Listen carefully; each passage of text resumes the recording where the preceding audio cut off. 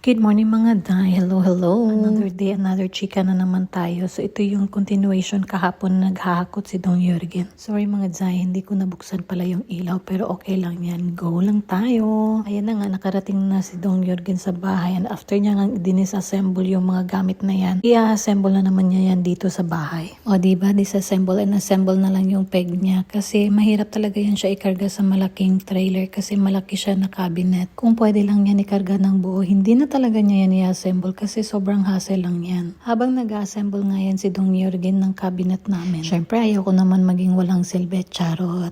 Kaya napag-isipan kong gumawa at magluto ng tinolang manok. Pumunta kasi ako sa Asian store kanina at nakakita ako ng malunggay leaves kaya bumili na din ako ng green papaya para sa dinner namin. At ayan, sa tagal ko dito nakatira sa Norway, first time pong niluto ang tinolang manok. Sana magustuhan to ni Dong Jurgen kasi gustong gusto ko talaga to. Wala pala akong makitang dahon ng sili kaya malunggay na lang yung binili ko pero marami din naman gumagamit ng ganito at mas healthy pa, diba? So ayan na nga, habang pinaprepare ko yung dinner, natapos na ni Dong Jurgen yung cabinet. Nakailang oras din siya bago natapos to, yung pag-disassemble, assemble, paghahakot, o diba? Kaya deserve niyang kumain ng masarap na dinner. Pero hindi ako sure guys kasi nga first time niyang matikman tong tinolang manok. First time ko din kasing niluto to dito sa Norway. So ayan, medyo kompleto ricados naman yung ginawa ko. Green papaya, may ginger na din, may manok, malunggay at green chili na din yan siya. Nagugutom na pala ako this time kasi ang bango-bango talaga kaya excited na akong kainin to. Hindi ko na pala nakuhanan ng video nung kumakain kami kasi sobrang gutom na kami. Naglagay din pala ako ng patis dito on side.